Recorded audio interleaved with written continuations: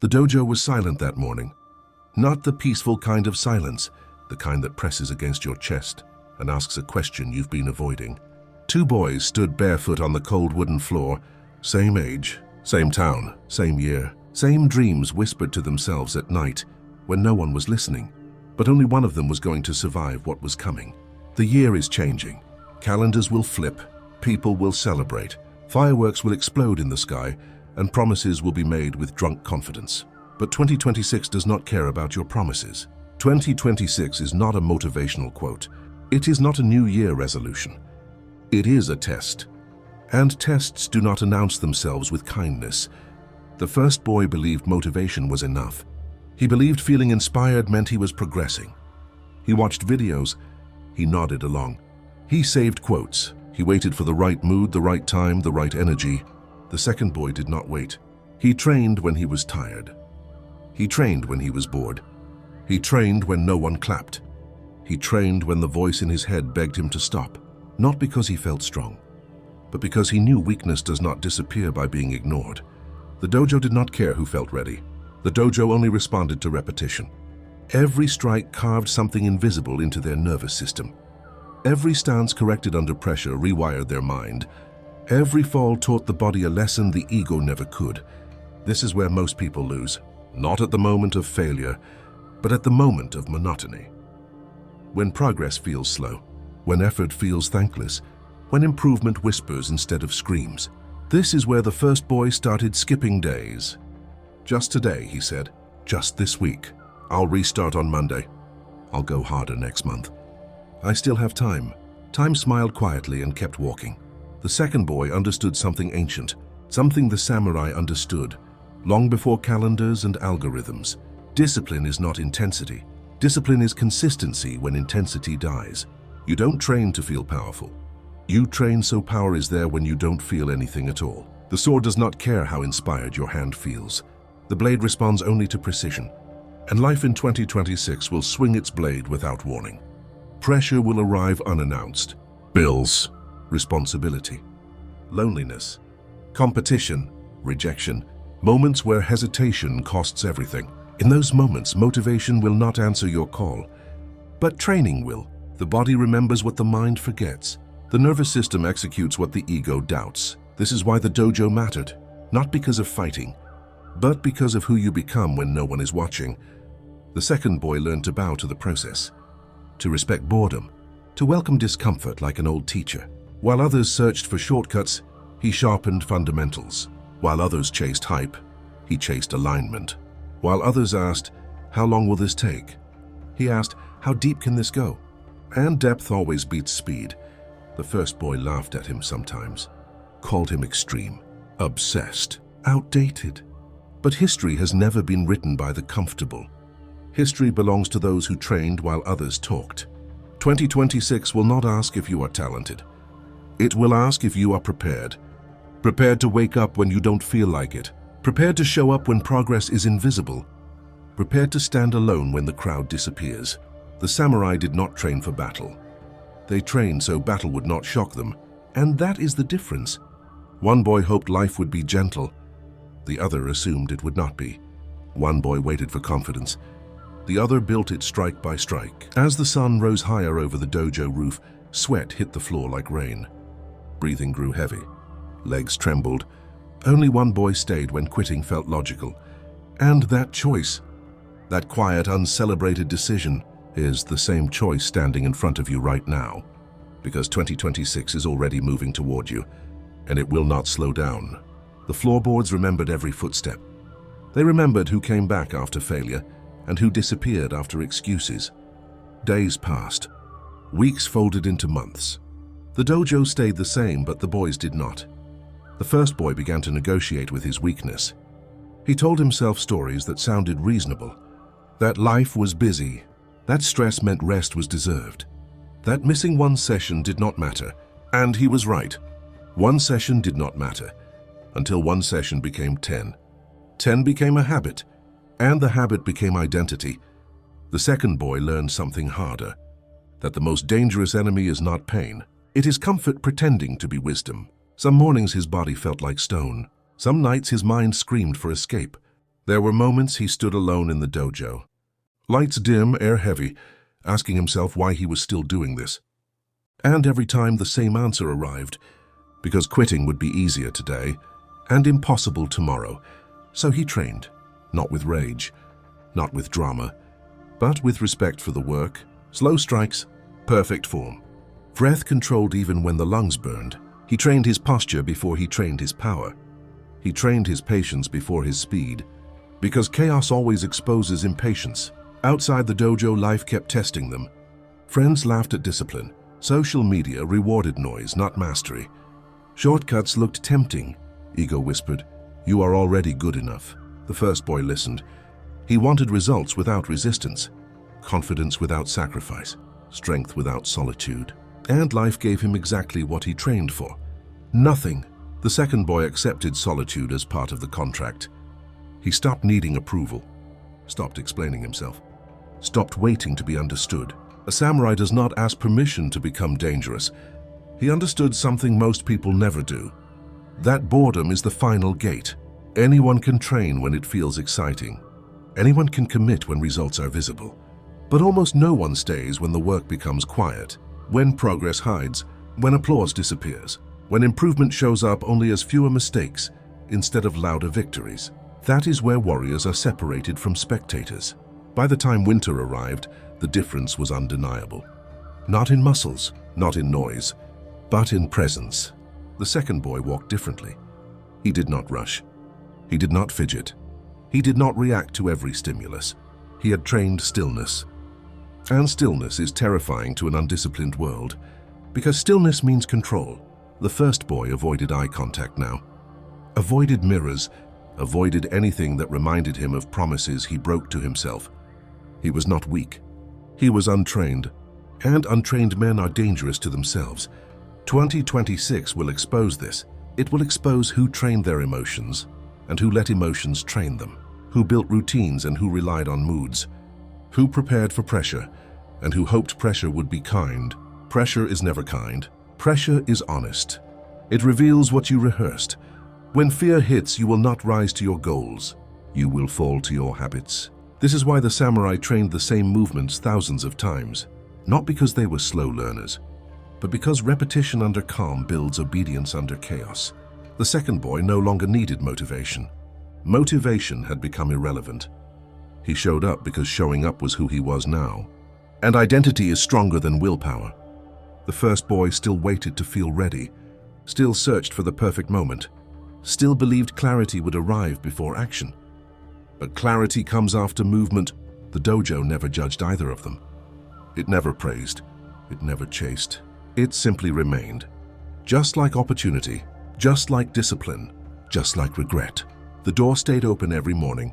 One boy walked through it. One boy did not. And the distance between them grew. Not dramatically, but permanently, because the most dangerous thing about small decisions is not how small they are. It is how often you make them. 2026 will not be decided by one heroic moment. It will be decided by mornings you don't post about, by nights no one applauds, by choices that feel insignificant while they are shaping everything.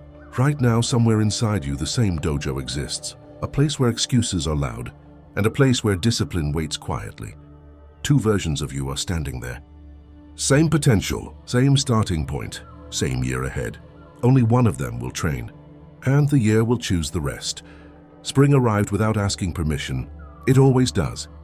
The world outside softened, but the pressure inside the dojo sharpened. This is the season where most people lie to themselves. They feel energy returning. They feel optimism. They mistake momentum for mastery. The first boy felt it too. He told himself this was the reset, that the past months didn't count, that now he would return stronger, wiser, different. He stepped back onto the floor with a smile that felt rehearsed. His body remembered just enough to hurt. His pride remembered enough to pretend. The dojo welcomed him the same way it welcomes everyone. With truth. Every movement exposed the gap. Every breath revealed the cost of absence. Every drill reminded him that time does not pause out of sympathy. Progress does not stack when you disappear. The second boy noticed without reacting. No judgment, no satisfaction, no comparison, because comparison is for those unsure of their path. He had learned to measure himself only against yesterday. That is a dangerous skill, because it removes excuses completely. You cannot blame the world when the opponent is your former self. Training deepened, not harder. Deeper, the second boy now trained fatigue itself. He trained after his strength faded, after technique dulled, after comfort left, because that is when truth appears. Anyone can perform when fresh. Only the trained can perform when drained. This is where the nervous system is forged, where calm becomes automatic, where panic has no language. He learned to slow his breath while his heart screamed, to keep posture when his legs shook, to choose precision when speed begged him to rush. These are not physical skills, they are survival skills. Life does not attack when you are ready. It attacks when you are tired. The first boy struggled to accept this. He trained sporadically, intensity followed by absence, guilt followed by motivation videos, motivation followed by silence, a cycle disguised as effort. He still believed discipline should feel good. The second boy understood discipline feels neutral. Like gravity, it does not care how you feel. It operates regardless, and once you stop fighting it, it carries you forward. Summer approached. Heat turned the dojo into a furnace. Sweat soaked into the wood, carrying months of effort with it. This is when excuses become creative. Too hot, too busy, too much going on. The first boy used them all. The second boy trained earlier, later, quieter. He adjusted without complaint. Adaptation is intelligence in motion. He no longer saw training as something he did. It was something he maintained. Like sharpening a blade you intend to trust, and that trust changes you. You stop flinching at pressure. Stop overreacting to problems. Stop wasting energy proving yourself. You become economical, efficient, dangerously calm. This calm unsettled people. They mistook it for arrogance, for detachment, for lack of ambition. But ambition that screams is usually insecure. True ambition whispers and works. The first boy noticed doors closing quietly. Opportunities he thought would wait did not. People stopped checking in. Self-respect eroded in ways he couldn't name. This is the cruel part. Life rarely punishes loudly. It simply withdraws options. And by the time you notice, the cost feels unbearable. The second boy felt the opposite. Nothing dramatic, nothing cinematic, just alignment. When challenges appeared, he moved. When uncertainty arose, he stabilized. When pressure increased, he narrowed his focus. He had trained for narrowing. The samurai understood this. In chaos, widen your awareness.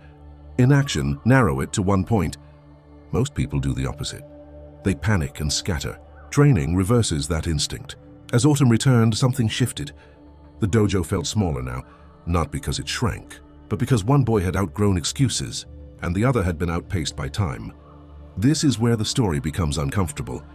Because it stops being about them, it becomes about you, about the habits you rehearsed this year, about the discipline you postponed, about the version of you kept delaying. 2226 is not waiting for closure. It is already forming opinions, based on what you practice when no one is watching. You don't rise when the year demands strength. You reveal what you trained when it didn't. And right now, in this quiet moment, with no applause, no urgency, this is the dojo. The floor is cold. The choice is simple, and the consequences are permanent. Stay or step away. The year will remember either way. Winter returned not as a season, but as a standard. Cold strips away decoration. Cold reveals what was real. Breath turned visible in the mornings. Hands stiffened. Joints protested. This is when the body negotiates. This is when the mind starts bargaining with comfort like it's a right. The first boy stopped coming again. Not loudly, not dramatically. He faded. Missed days became missed weeks. Missed weeks became an unspoken understanding. The dojo did not close its door. He closed it inside himself. The second boy noticed the cold differently. He welcomed it. Because cold trains honesty. You cannot fake warmth. You cannot pretend readiness. You either generate heat through movement, or you freeze.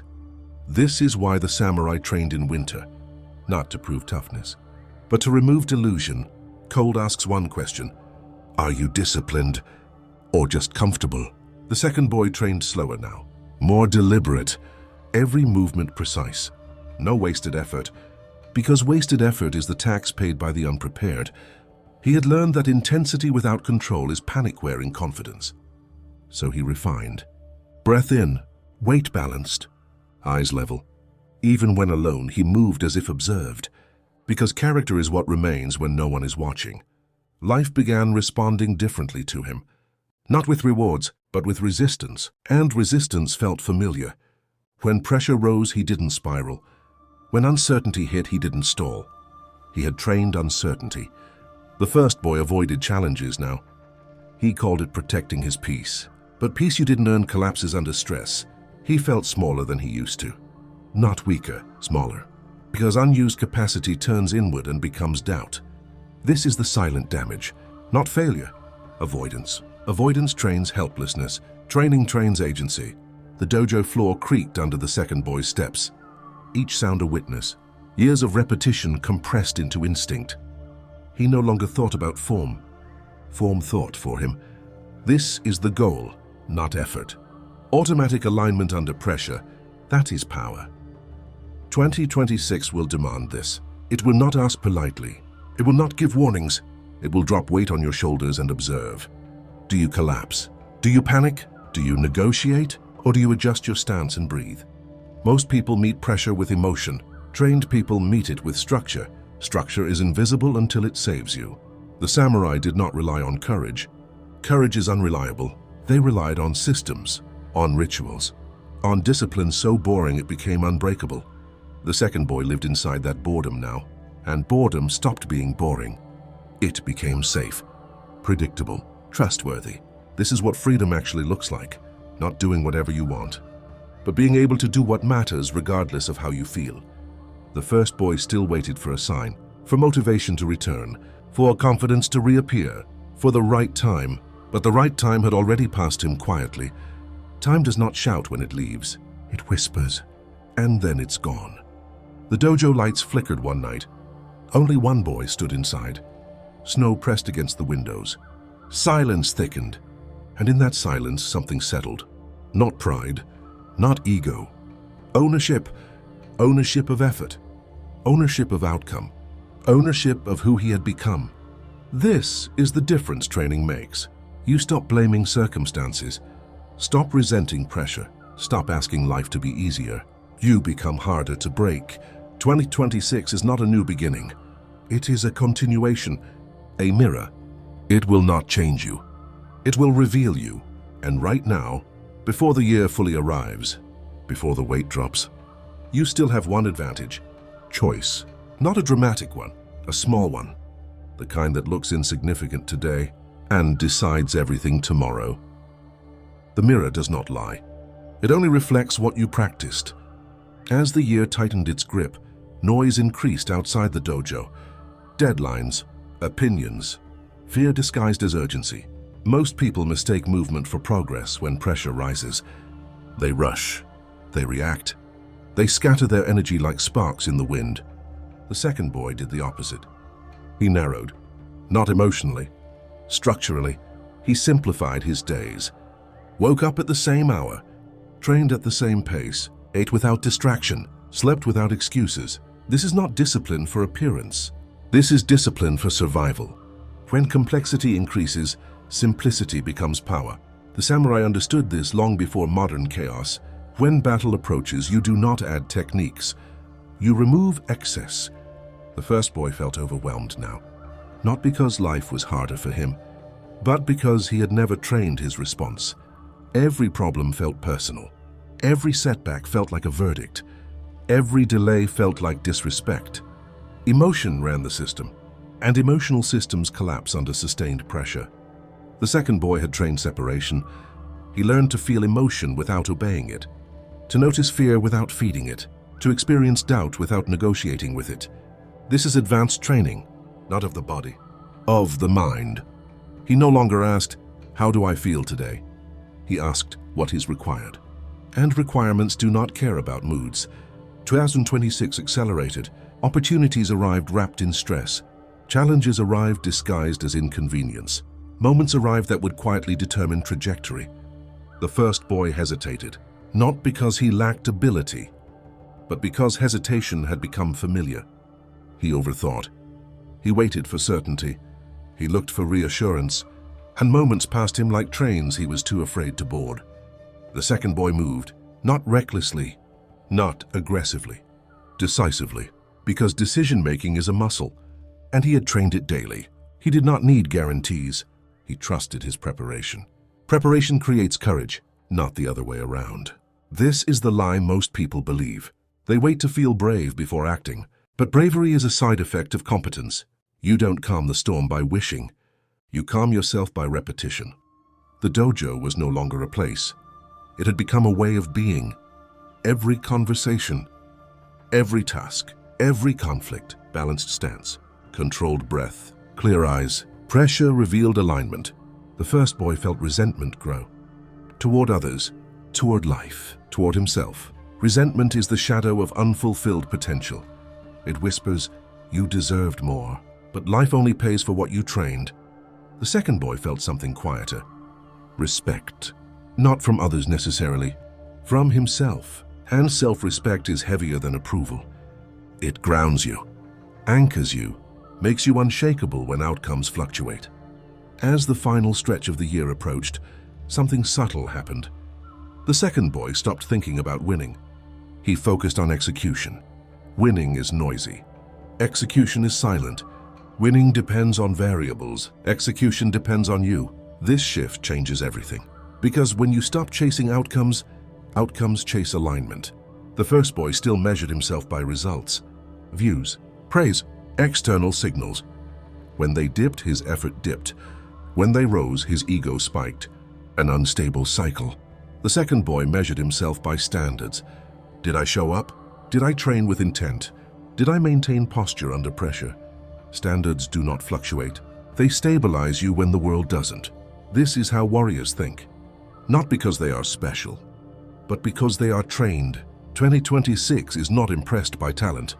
It is impressed by reliability, by those who can be counted on when conditions deteriorate, when energy is low, when stakes are high, when no one is watching. That is the real test. The dojo lights dimmed again one evening. Only one boy adjusted his stance and continued. Because stopping was no longer a question. It was simply not part of the system. And systems outperform intentions every time. Right now, somewhere inside you, the same shift is possible. From chasing motivation to building structure, from reacting emotionally to responding deliberately, from hoping the year will be different to becoming different. This is not inspiration. This is instruction. Stand correctly, breathe deliberately, move with intent, repeat. Not for applause, not for validation, but because repetition builds identity, and identity decides outcomes long before the moment arrives. The year is almost here. It will not wait for readiness. It will only reveal training. And what you practice tonight, quietly, relentlessly, will decide how you stand when the weight finally drops. By the time the weight dropped, it did not feel dramatic. That is the part no one tells you. There was no music, no slow motion, no announcement. Just a moment. A moment that asked a question without words. The first boy felt the weight like an attack. His chest tightened. His thoughts raced ahead of him. He searched for an exit before he searched for his footing, because untrained minds run before they assess. The second boy felt the same weight, same pressure, same uncertainty, but his body answered before his thoughts interfered. Feet adjusted, spine aligned, breath slowed, not consciously, automatically. This is the reward of repetition. Not strength, not confidence. Reliability. When everything shakes, something inside you does not. This is what training gives you that motivation never can. Motivation disappears when it is needed most. Training stays. The moment passed. Life moved on. No one clapped, but something irreversible had happened. The second boy trusted himself now. Not emotionally, functionally. Trust born from evidence, from thousands of small promises kept when no one was forcing him to keep them. The first boy felt the opposite. A quiet doubt settled in, not loud enough to confront, not sharp enough to name, just heavy. Because deep down he knew the truth.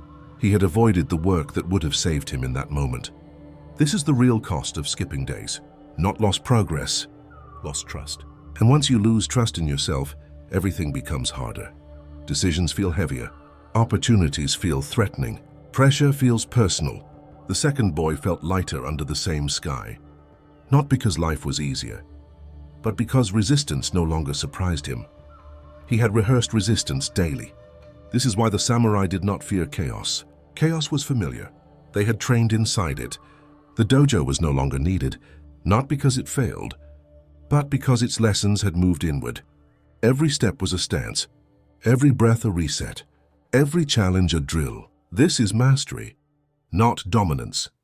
Integration. The first boy still searched outward, for answers, for guidance, for something to change so he wouldn't have to. But the world does not rearrange itself for the unprepared.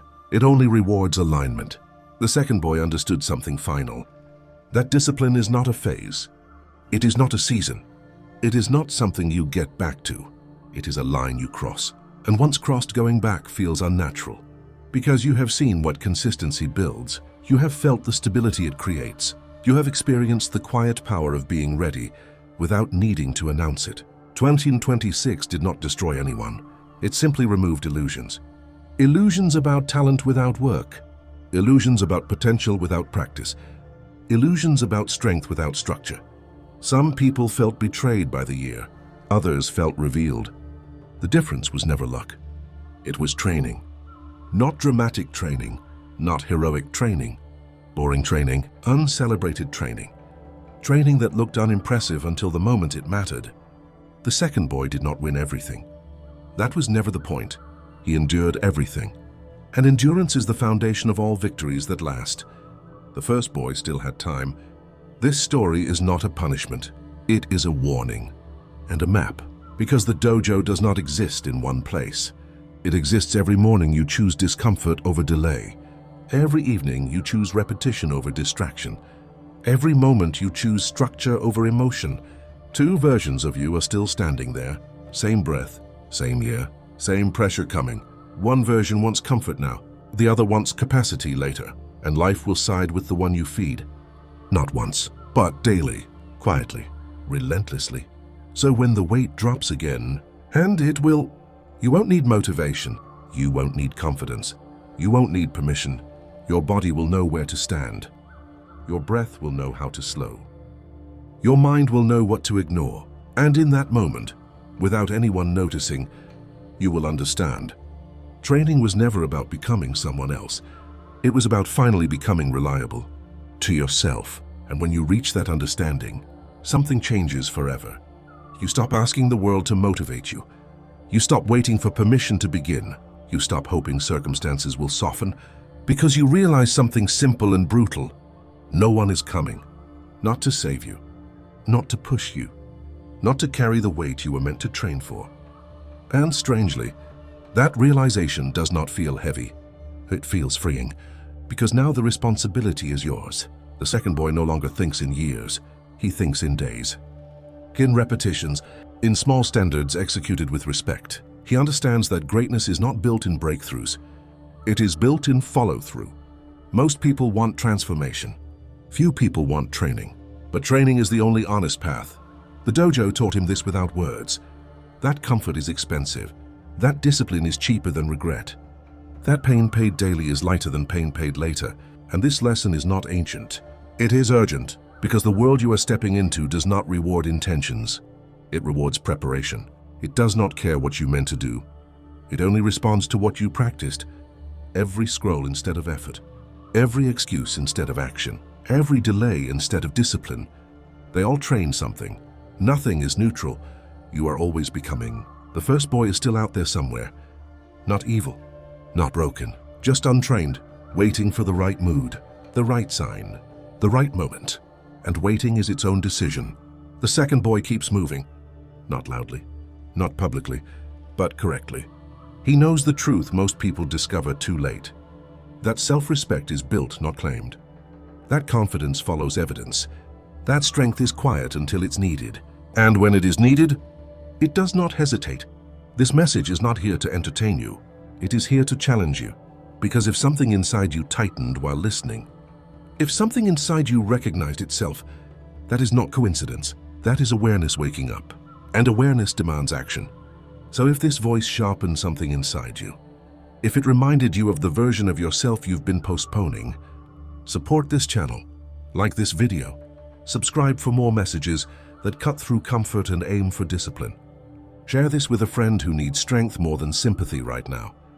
Not because it helps the algorithm, but because iron sharpens iron. And before you leave, hear this clearly. You do not need a new year to change. You do not need motivation to begin. You do not need confidence to take the first step. You need structure. You need repetition. You need the courage to be bored longer than others. Start small. Start today. Start without announcing it. Show up when it doesn't feel important. Train when no one is watching. Keep promises no one will ever applaud. Because one day, pressure will arrive, and in that moment, the world will finally meet the version of you that you quietly built in silence. Stay disciplined, stay dangerous, and keep training.